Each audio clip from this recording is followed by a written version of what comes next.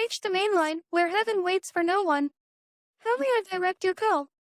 Hi, yes. My name is Ayana Bakir, and I'm calling from Ohio, the United States on Earth. Yes, I would like to speak to God. I got a couple of grievances, some complaints. Is he available right now? Oh, he isn't. Oh, darn it.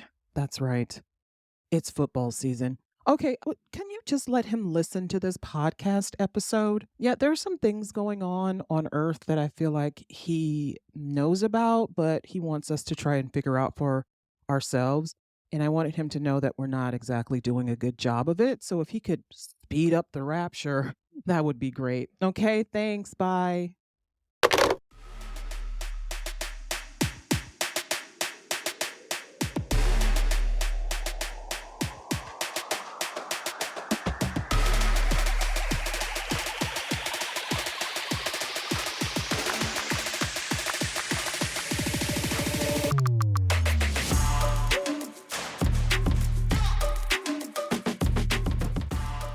Hey, everybody, and welcome back for another episode of Ayana Explains It All, the podcast hosted by me, Ayana Fakir, Black Muslim lady lawyer living in the suburbs of Northeast Ohio, managing as best as can be expected considering the worldwide catastrophes that we are faced with uh, towards the end of 2023. 2023, Ayana Explains It All is available on all streaming platforms, including YouTube, Spotify, Apple Podcasts, Google, Amazon Music, Pandora, and so on and so on. You can visit the podcast at our website, www.ayanaexplainsitall.com. That's AYANA, just one N, explainsitall.com. And you can learn about the podcast, how to support the podcast, how to rate it, how to share it, how to listen. You can listen to the episodes right in the website, or you can listen from a link in the website will take you to your favorite streaming platform and you can listen that way. There's so many different ways to listen and support the podcast. So head on over to www.ayanaexplainsitall.com and find out, look around, let me know what you think. Share your opinion on our social media pages. Again, you can link to those from the website, but we are on Facebook, TikTok, Twitter, X, Instagram. I'm maintaining social media presence for not just my podcast, but myself. If you find me on the internet, I am Law Girl, LAWGURRL on Twitter and TikTok and Instagram. I'm Ayana Fakir on Facebook. And if you enjoy the podcast or you know someone who might be interested in hearing my point of view on various topics, because I talk about everything, please share the podcast with your family and friends. You're going to be getting together with them for Thanksgiving. Turn on Ayana Explains It All.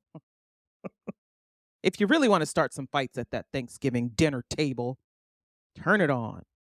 Or on your long trip from Cleveland to Denver, you need something to listen to.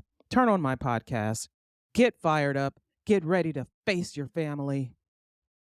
I have been immersed in the news cycles the past few weeks. Obviously, there's a lot going on in the world that deserves our attention. I knew that I wanted to talk about the genocide in Palestine. Again, I want to continue to talk about it. But there are some other things going on that I've noticed, not just about discourse about the genocide, but the lack of discourse as well.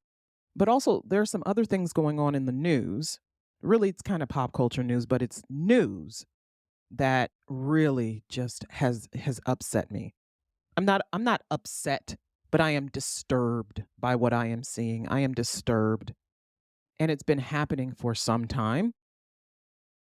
And by now I'm sure most of you have heard that Diddy, Puff Daddy, whatever his name is these days, Brother Love, Brotherly Love, Philadelphia fuck, I don't know, whatever he's calling himself.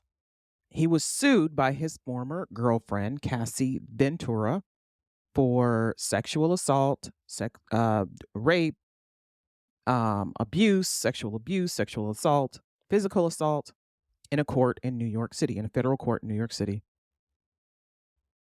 And the allegations in her complaint were many. And it was harrowing to read, and it was upsetting, and I am disgusted, and I am livid, really, because here it is, another celebrity man, very wealthy. He's gotten wealthy not just from his abilities, his talents, but the talents and abilities of a host of other people who have in the past said things about him that a lot of us brushed under the rug because of who he is. He's a powerful black man in the entertainment industry.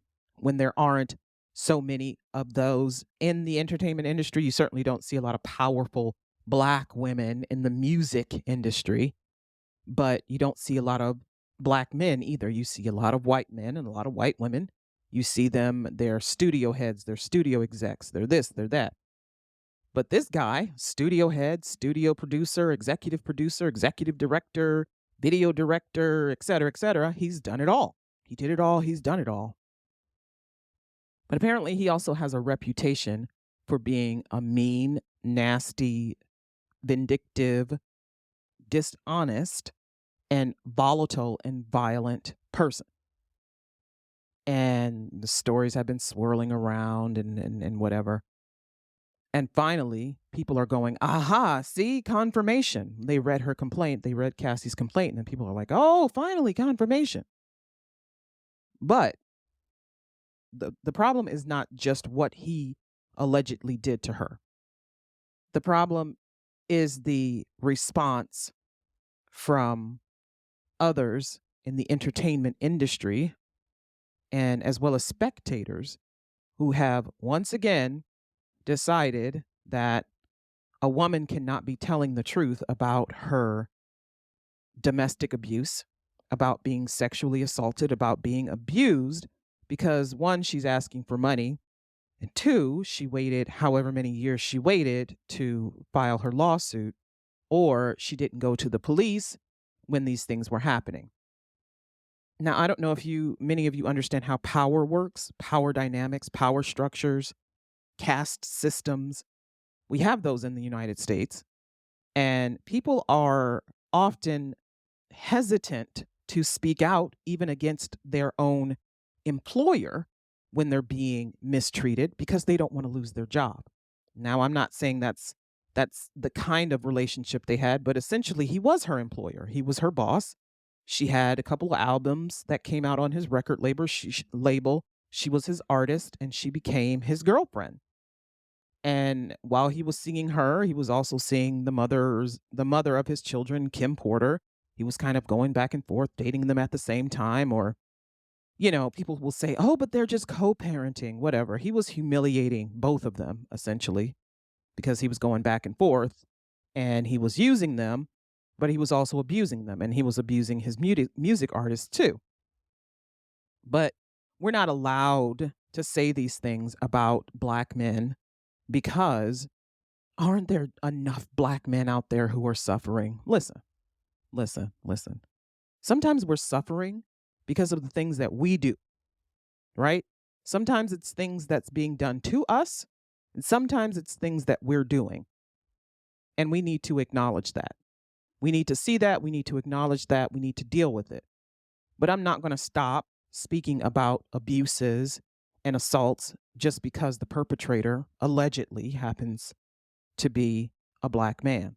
I don't care that he's powerful and has money. I don't give a fuck that Bill Cosby was a pioneer for black entertainment and black comedy. He's a rapist. And this is what a lot of you fail to realize is that just because someone is powerful or means something to you does not exculpate them from taking responsibility or being held accountable for their wrong actions. The same way you would praise someone for doing the right thing, you should have energy for them when they do the wrong thing. You should not overlook the wrongdoings that they commit simply because they mean something important to you, right? And this is what we're seeing also with the genocide in Palestine, with a lot of people in the US, especially people who are hardcore Democrats. I'm seeing who are hardcore Democrats or people who have a big social media following or who have important jobs at universities, et cetera. They are afraid to call out the United States for its wrongdoing because that means that they have to criticize a thing that they love dearly, a thing that they hold precious to them. And for me personally, I don't hold anything that precious that I cannot recognize when it's wrong and say something about it and press it to do better. I don't have anything that I love that much. Nothing. Not a child, not a parent, not even myself. I'm the first to call out my dumb shit that I do and correct my behavior because I don't want to move on the wrong path. And I feel that same way when injustices are committed against a country, against a people, against an ethnicity, against a person. This woman came out and said, I was abused, I was assaulted over multiple years or multiple trips and times and months. And here are these people who said, oh, look at that puff. He's a freak. Like it seemed to be the only thing they were focusing on was the fact that he has these unusual sexual habits and appetites.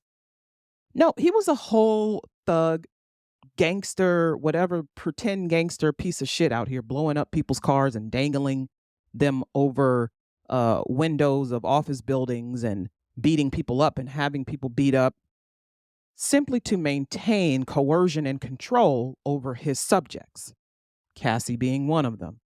He had others. Some were able to escape. Some died. And that was the only way they were able to escape him. But he has been able to get away with this because he has money and power and influence. MTV just honored this fucker. They just had a whole ceremony with his kids dancing with him on stage. He was honored by them for being an icon. He's an icon because he's standing not on the shoulders of others, but on the necks and backs of other people. He's stolen from them. He's declined to give them the money that they are entitled to. He has taken from them. He has cheated them. He has turned others in the industry against them.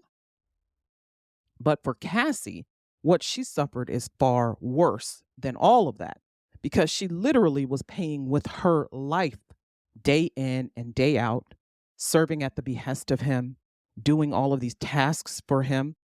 She was essentially his slave. That's what she was. And thank God she was able to get out and she's living her life now and living her truth. But the courage it took for her to finally say, you know what, I'm not covering for this MFer anymore.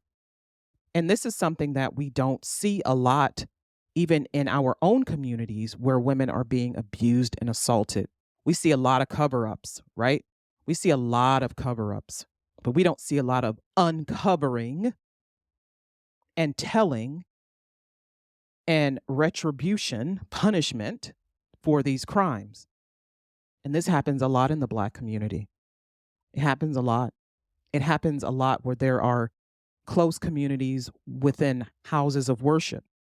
If you're in a conservative community like the Southern Baptist Church, the Jehovah's Witness Church, masjids, Jewish communities, Catholic communities, you can Google this and see all of the reports, all of the investigations that have been done on all of these communities when it comes to sexual assaults against men, women, children.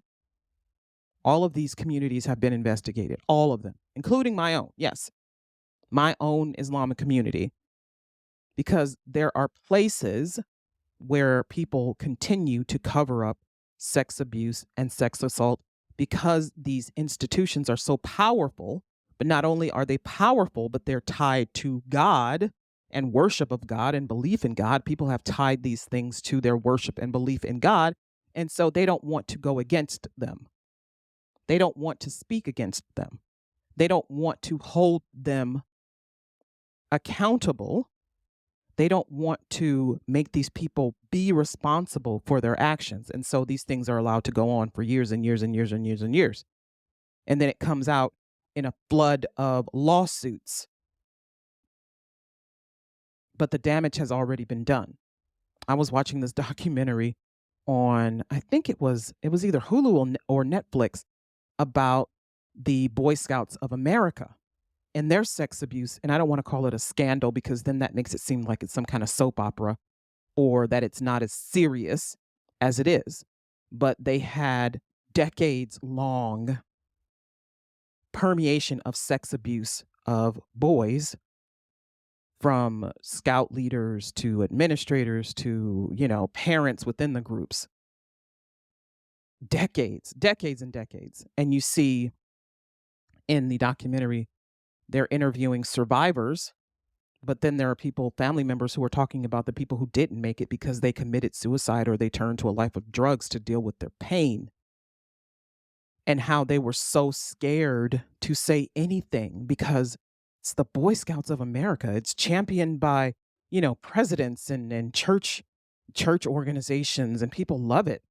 People love it. They love this.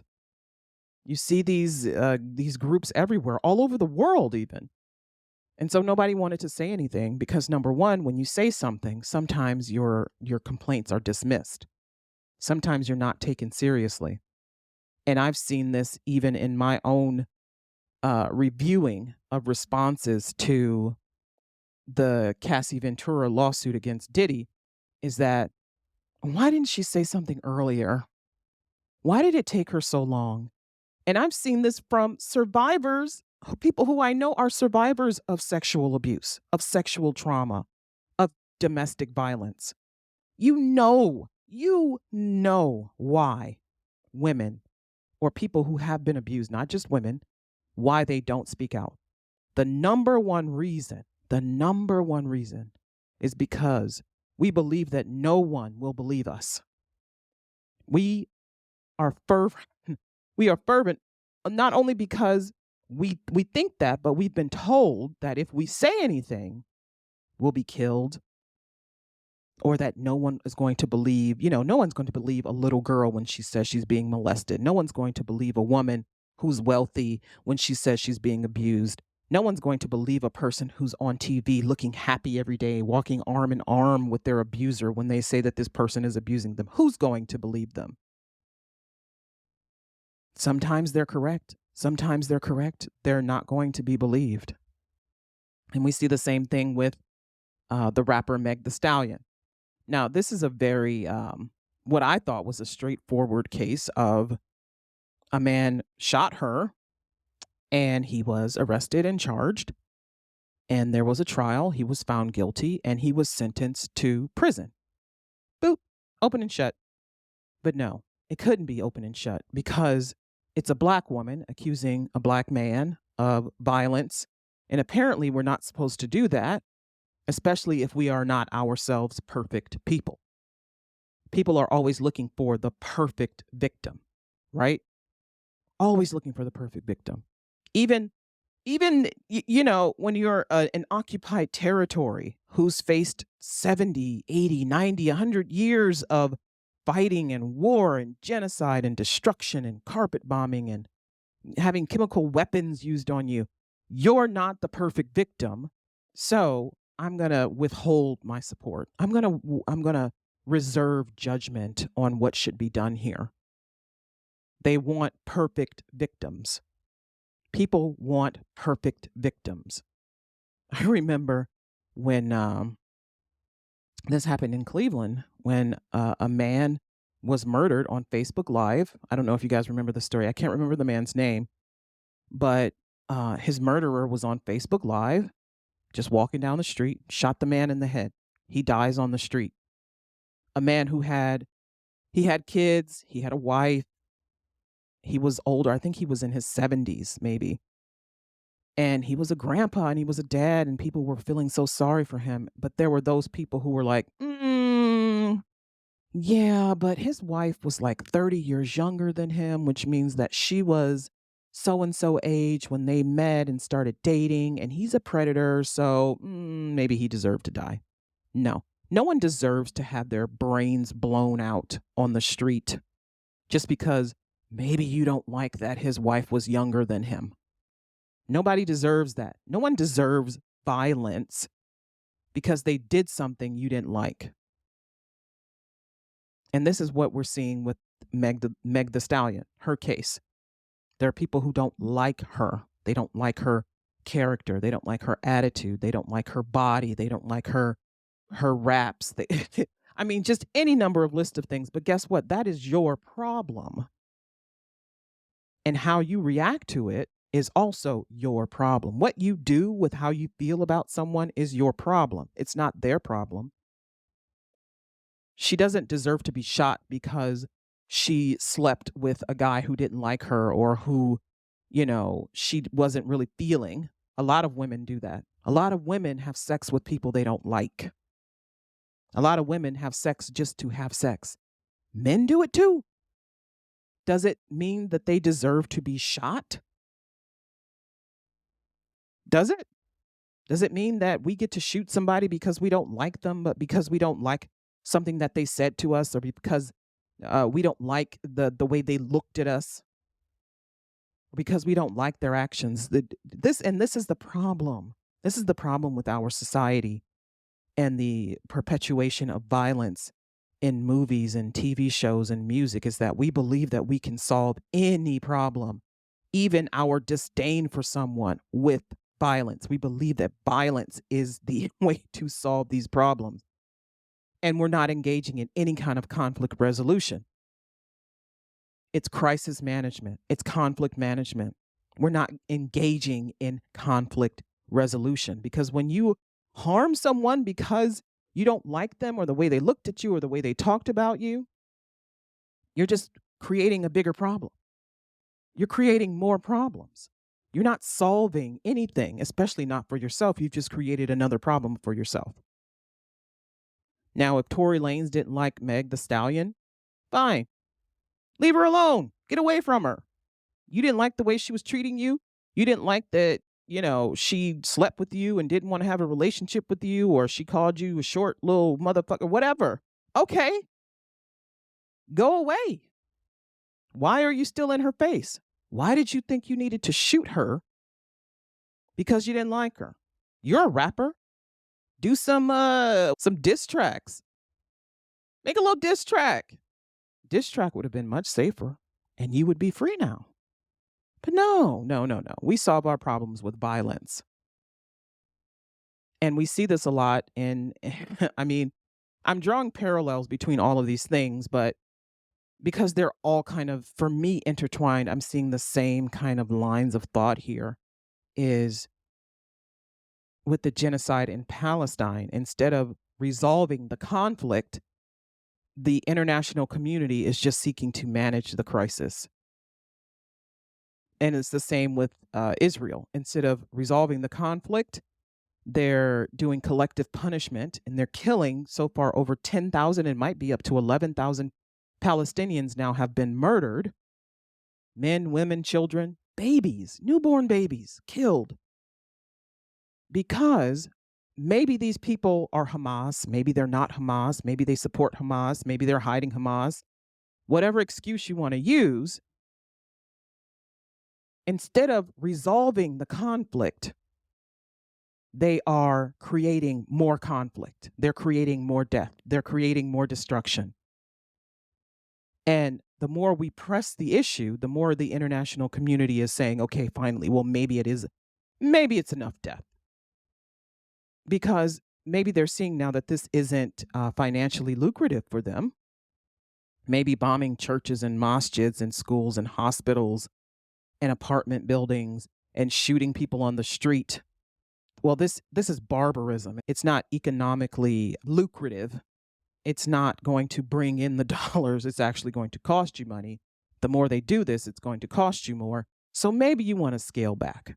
Even the media is slightly turning on Israel, right? And this is what this is the funny thing that I found about the media. After 9/11 in the United States, the media, woo, especially in the US, they love the fuck out of George W. Bush. Could do no wrong. Him and Dick Cheney and Donald Rumsfeld could do no wrong. Colin Powell could do no wrong. Could do no wrong. What happened? Well, Hurricane Katrina happened. And suddenly we started to see exactly how wrong we were about them not being able to do any wrong because they did a lot of wrong. And the media, not just Kanye West, the media turned on George W. Bush. They turned on him. And towards the end of his presidency, and especially when he's standing on that ship with the mission accomplished sign behind him, people had completely turned on him and were sick of him and wanted him to be gone, which is one of the reasons why Obama was able to step in with his message of hope, bring everybody together, and garner the most at that time popular votes than any other presidential candidate. People were sick of George W. Bush and his lying ass. By then, people had figured out that there were no weapons of mass destruction, that we had been lied to about that. And so we went in a different direction. We went in the direction of hope and change. But even now, they've turned on Joe Biden. Oh, they've been turned the fuck on Donald Trump. He's such a tragic person. Ever seen somebody go out sad? If you want a definition of going out sad, that's some going out sad shit. Like, Diddy's going out sad, but Donald Trump is going out fucking sad. Sad. No one would blame you if you just sat your ass down somewhere and just did some grandpa shit. Like at the end of what was it? The Godfather, when Vito Corleone is he's in the orange grove with his grandson, chasing him around. He's got the whatever in his mouth and he's scaring the kid and he just, keels over and dies. No one would blame you if you just went off and did some golfing and some grandpa shit and was never heard from again. We would understand. I mean, you're still going to get prosecuted, but we would understand if you didn't want to also deal with running a presidential campaign. Because why the fuck are you even here? You're going out sad. One thing you never want to do is go out sad. You can go out, but sad, no. See, if Diddy had just taken his shit and left, but people always want more. They want more power. They want more adulation. They want more attention. They want more money.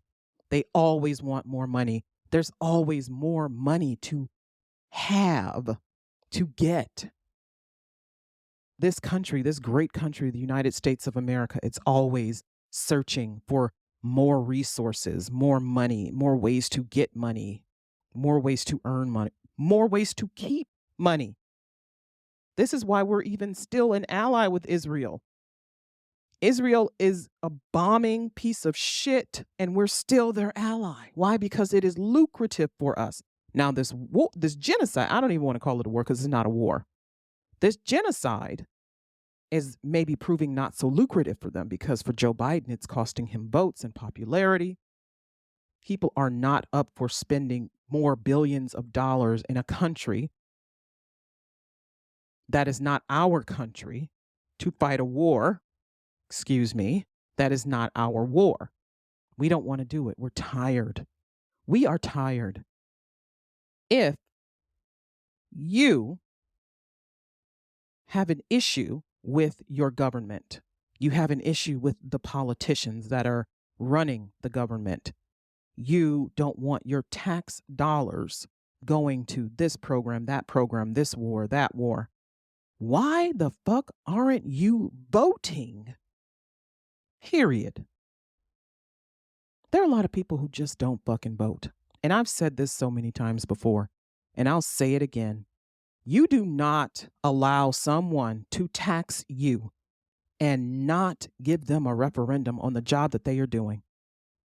You do not allow someone to tax you to take your money and then not use your voice to tell them about the job that they're doing. You don't do that. You're allowing yourself to be taken advantage of. And I don't feel sorry for you. I don't. You want me, you want me to reach out and help you for your particular angst against the world. But my angst is that my community is falling apart. The roads need paving. The potholes need filling in. We need cleaner air. We need cleaner water. We need more resources for the homeless. We need more resources for health equity. We need people to have health insurance. We need people to have healthcare opportunities, education opportunities in this country. You're not voting for any of it to help any of it. But when you're in trouble, when your people are in trouble, you want the whole world to drop what they're doing and be on your side. Now, listen, I'm going to help. I'm going to help you because that is the right thing to do. That is the right thing to do because peace and justice is not transactional. You ain't got to do shit for me to help you because right is right and wrong is wrong. That's how I feel. But a lot of you don't feel the same way. A lot of you don't feel the same way. But you want me to help you. I'm going to help you anyway because it's doing what's right. Fighting against genocide, fighting for the liberation of a people, fighting for de-apartheid, decolonialization, de-occupation, fighting for the removal of these racial caste systems is the right thing to do. It's an injustice and it needs to end. But what is happening over here is also an injustice and it needs to end. There are so many issues that could be fixed if people would just go to the polls and fucking vote. Vote. Not only vote in the primaries, because that's the first step. Get names on the ballot of people who are going to fulfill your wishes. And I've said this before, but people think voting buys them a happy ending. People think voting buys them good results. It doesn't. You could vote for a person and then things could go horribly wrong, or they could turn out to be corrupt, or they can turn out to be ineffective. That is a chance you take, but at least you tried, and I cannot accept not trying. I don't accept it. I don't accept giving up. I don't accept throwing up your hands and going, well, you vote, and then these people, they turn out to be genocide supporters.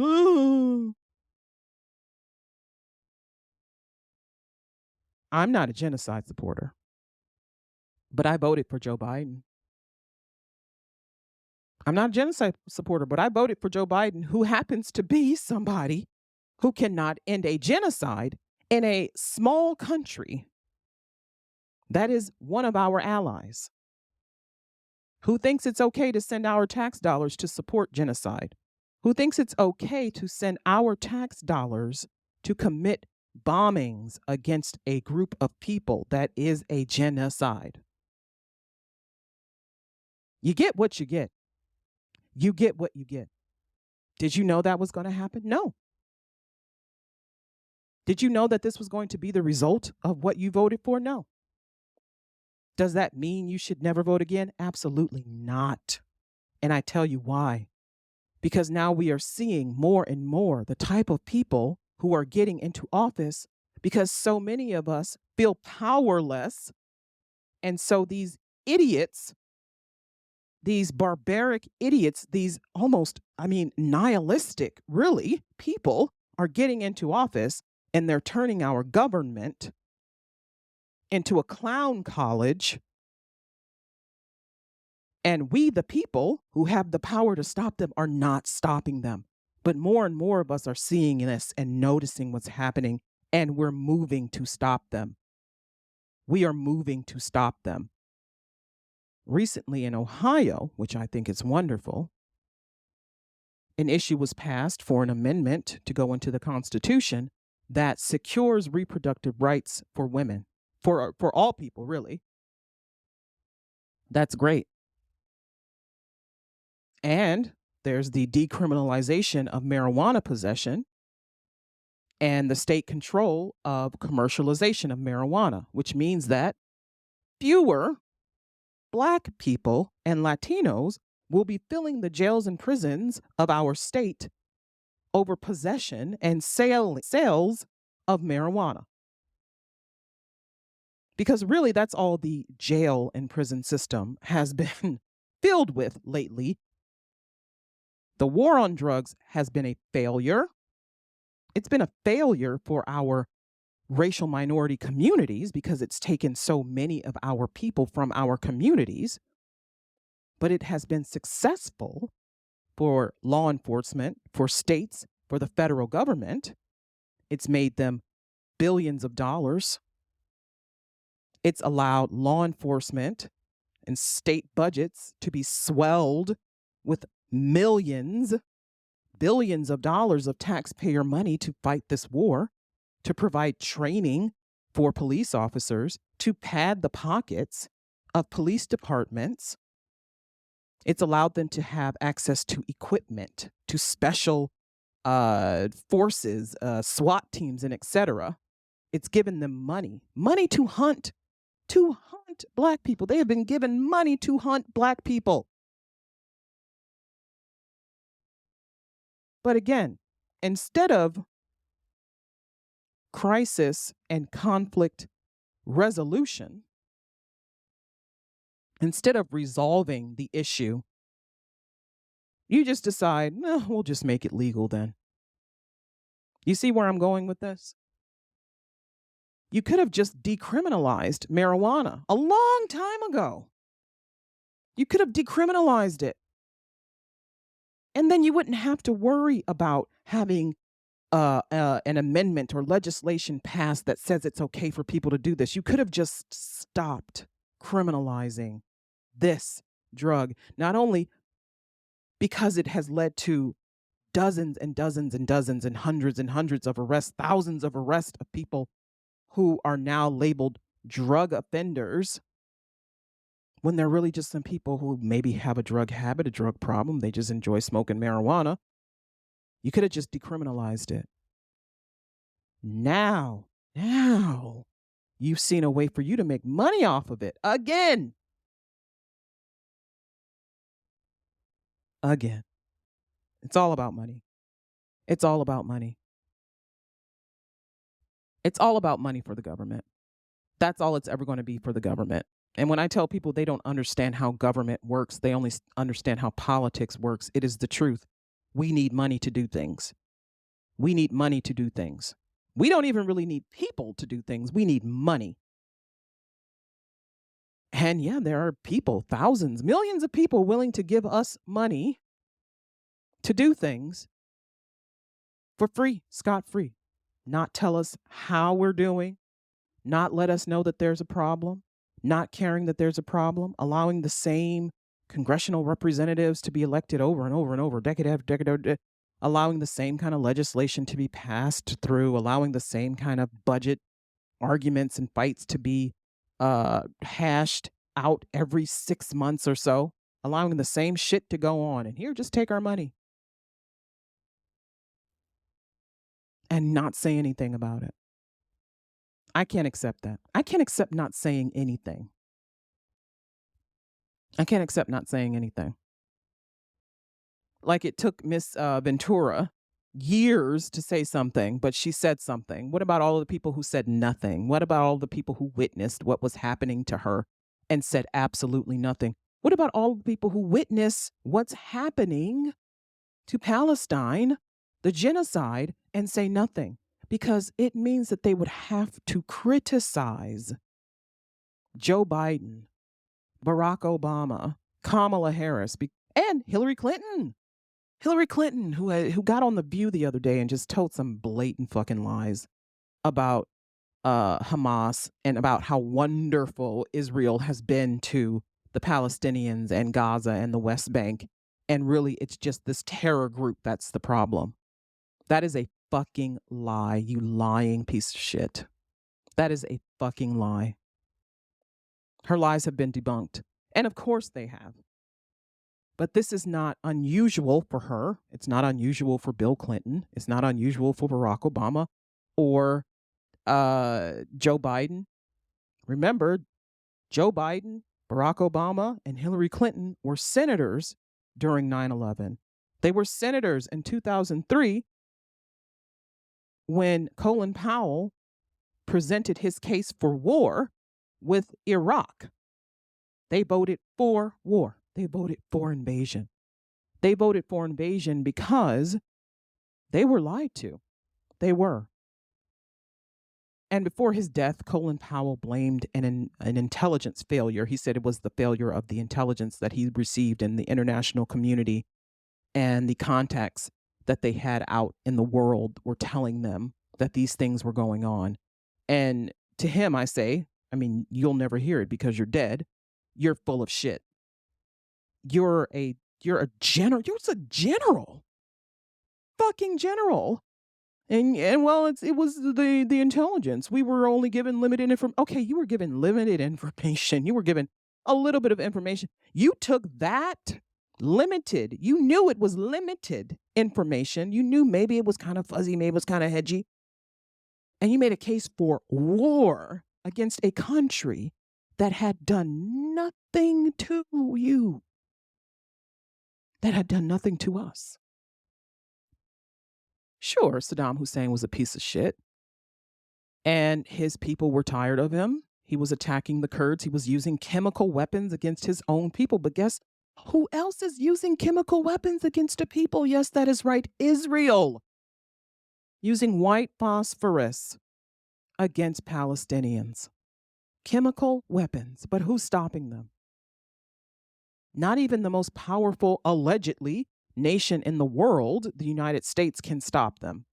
The same way we haven't been able to stop Russia from taking over Ukraine. Russia took over several little tiny countries bordering it because it wants the USSR back, and the United States hasn't been able to stop it. Not that they were necessarily okay with what was happening, but they didn't do much to stop it. Because again, they saw these rebel groups that had taken over in these countries. And what do we do with rebel groups? Oh, well, we label them terrorists. And instead of helping these people keep control of their government, we just allow Russia to take over because it's easier. Just allow Russia to take over. Russia took over these countries, and now it's taking over Ukraine. And guess what? It's not going to stop. It is not going to stop. It must be stopped. The same way Israel is not going to stop attacking the West Bank and Gaza, because this isn't just about Gaza, it's about the West Bank too. They are rounding up people indiscriminately at times, and putting them in Israeli jails, prisons, without trials, without charges, without due process. People are not seeing their families again. People don't know where their family members are. Maybe they're dead, maybe they're alive. And maybe the reason they're in these jails is because they liked a post or they showed some kind of support to freedom fighters, to people fighting back. Oh, you're not allowed to fight Israel back, by the way, because if you do, that makes you a terrorist. Even though they're blowing up your hospitals and your mosques and your churches, you're not allowed to fight back because that makes you Hamas, right? And Hamas is bad. And all of this has just culminated into one big quagmire of getting on my nerves.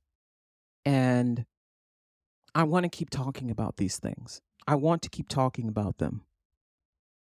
But I don't want to fight.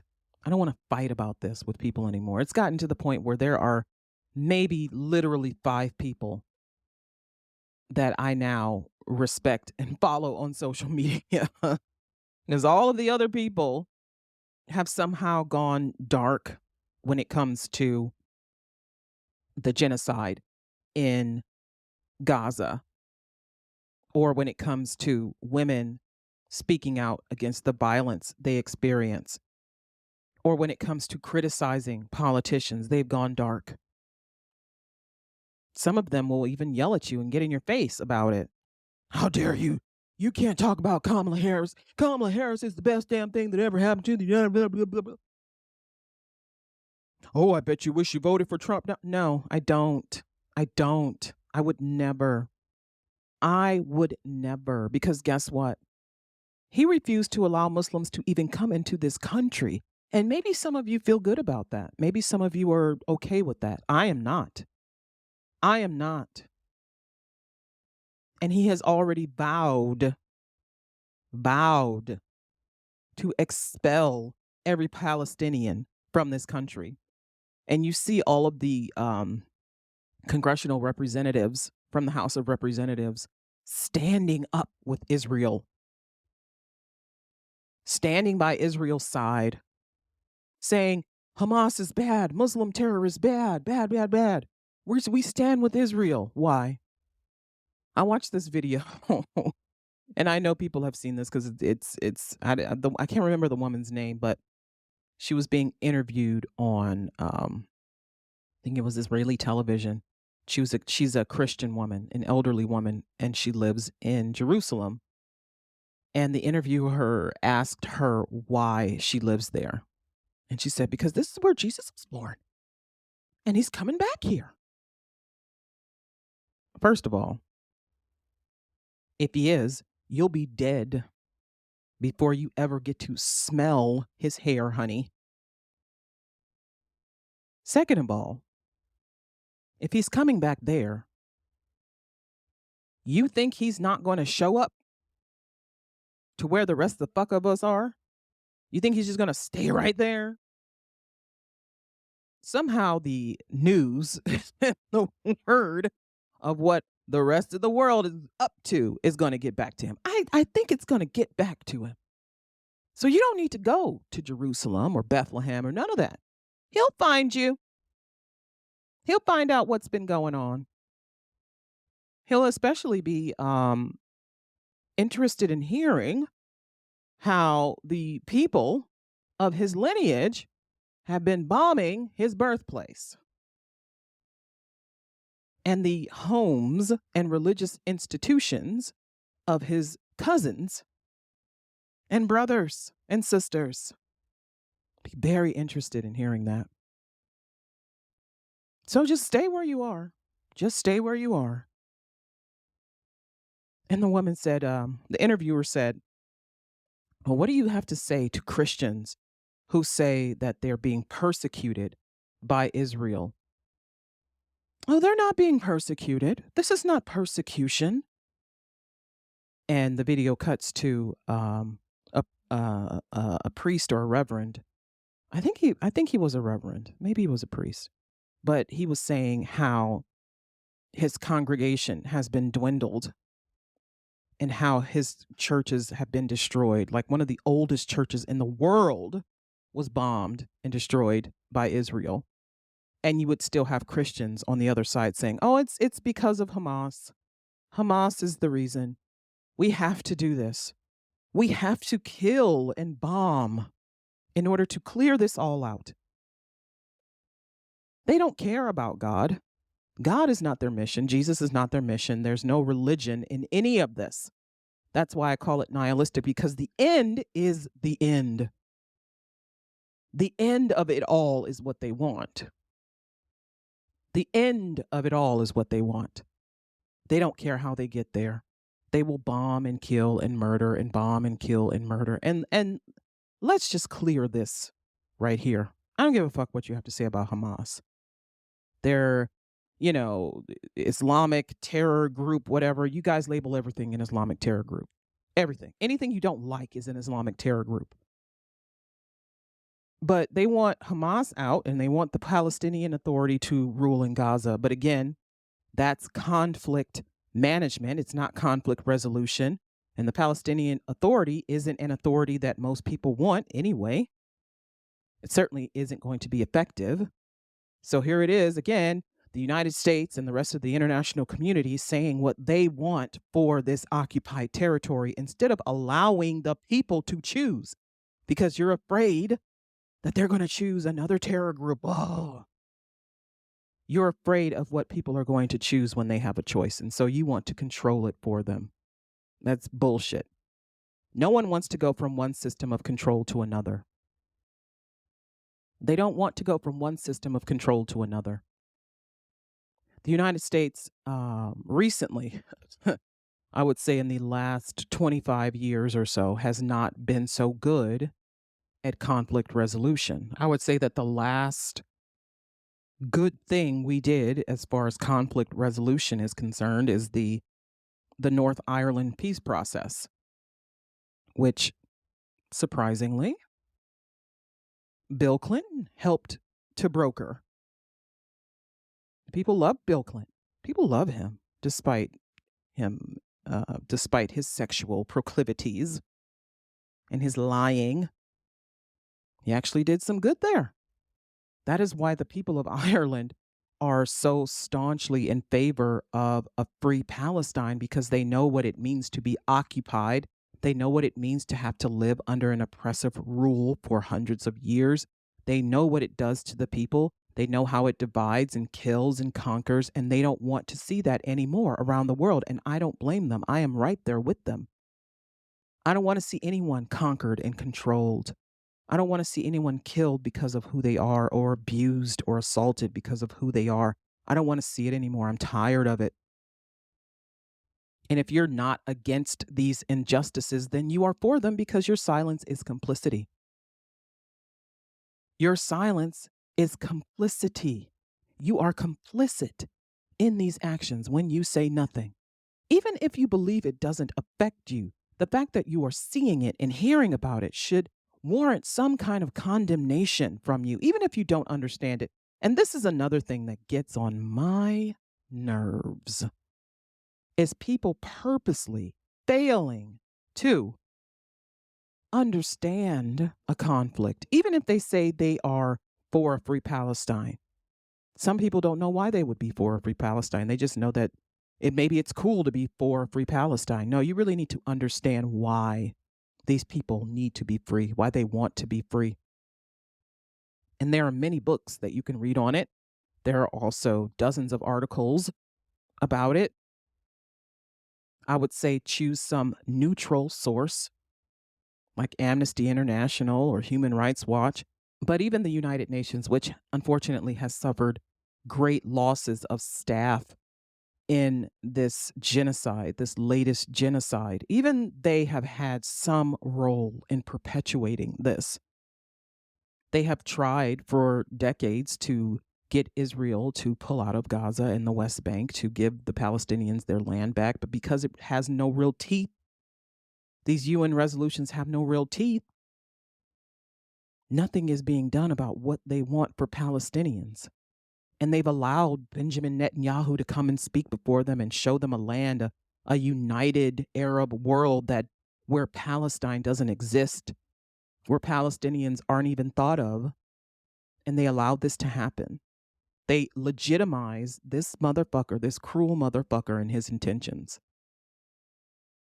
And then they sit and they vote on ceasefires and they vote on humanitarian aid, and still nothing is getting done. They're voting, they're voting, they're voting, they're voting, and they're talking. But the international community, you have to wonder how the international community got to this point where there is conflict, never ending, deadly conflict all over the world. All over the world. I mean, it's everywhere. We're seeing genocide everywhere, war everywhere. We're seeing environmental disasters everywhere. We're seeing a rise in asylum to the United States and to European countries like Spain and England and France and Greece. We're seeing a rise in immigration. People are fleeing these underdeveloped countries. Why? Why? Why is the international community falling apart? And when I say the international, I'm talking about all of the countries. I'm not just talking about the ones that you think are the most powerful. And speaking of that, the ones you think are not as powerful, Indonesia, India, Pakistan, these people are for a free Palestine. They're tired of seeing this genocide. They're tired of the occupation. They're tired of the apartheid. They're tired of it. They're tired of it. They see that it's wrong. They see what's going on. They see that it's destructive and barbaric and they want it to end. We see so much of this internationally and at home, and we want it to end. But unless we speak up, unless we say something about it, unless we speak out against the injustices that we see women and children being abused. We see men being abusive. We see women being abusive. We see mothers abusing their children. We see these things and we don't say anything. If we don't say anything, it is not going to change. It is not going to get better. It simply is not. And maybe when you say something to the person, nothing changes, but maybe you try to change the systems that allow these kinds of issues to grow. Maybe you try to change the communities for the better. Maybe you try to change the justice system for the better. I wouldn't even call it a justice system. I would call it a system of prisons and jails. Maybe you want to do something to change that. So maybe you vote. Maybe you use your voice and you vote to change it. Voting does make a difference. Voting makes a difference. Using your voice anyhow makes a difference. Don't be silent. Don't be silent. We are all fighting a system of oppression. We are all fighting a system of oppression. Especially if you live in the United States, you're fighting against a system of oppression. And it is the same system for many of us that the Palestinians are fighting in Israel and Palestine. It is white supremacy. But nobody believes Black people when we tell you guys how fucked up this situation is, how it's been living in the United States. You all think that we're exaggerating and we should just get over it. And things are better now and it's all better. And America's not racist. And now you're seeing people who did not see it before. You are now seeing that we were correct. Your tax dollars being used to perpetuate war, being used to perpetuate genocide. The fact that there are conflicts going on in the Sudan and the Democratic Republic of the Congo and in other portions of East Africa because of the natural resources that are rich in these regions. They're being used for their natural resources, but they're also being used as sites of environmental dumping. They're also being used as sites of waste dumping. There are places where there are no fish in the water because it's full of toxic chemicals. There are places where people are dying, killing each other to maintain a system of oppression. A system of oppression that enriches a few and hurts many. But it's the same in the United States with the Me Too movement. And just basically overall, when women are saying how things can be for us in the workplace and people are not believing us, they're not believing that we're being harassed and assaulted and hunted. People don't believe women when we say that we are being treated poorly and unfairly and the conditions are terrible. They think we're exaggerating, and we are not. We are fighting every day. We are fighting every day. Every day, women get on the horn and we say the things that are happening to us, and people push back at us and tell us to be quiet, that we're exaggerating, that we're doing too much, that there's nothing that we can do because we need whatever system is in place to help us to maintain income, that we need to keep quiet because it's not our time to speak. We have to defend our humanity. We have to defend our livelihoods. We have to defend our lives every day. Black people have to do this every day. Palestinians have to do this every day. And I know Jewish people feel like they have to do it every day too, because again, white supremacy is killing all of us. It's killing all of us. It's drowning out the good voices. It's drowning out the important voices. It's drowning out peace. It's advancing barbarism. It's advancing injustice and prejudice and apartheid, even for people who might benefit from it. Even for people who might benefit from it, they are tired of seeing their name, their religion, their beliefs used to advance evil. Don't be silent in the face of injustice. Even if it means that you have to criticize something that you love so much, even if it means that you have to look at the thing that you love, it's like when people find out, later on in life that their mama or their daddy ain't shit. It's a blow. It's a blow. It's tough. It really is. But you have to reconcile. You have to deal with it. You have to come to terms with it. And there are a lot of things that we have to come to terms with. And that starts by looking at the gaping wounds, fixing the flesh, fixing the blood, fixing the bones, fixing the joints, repairing them, closing them up, moving on to better things. And this has been Ayana Explains It All, brought to you by Facts, Figures, and Enlightenment. Take care.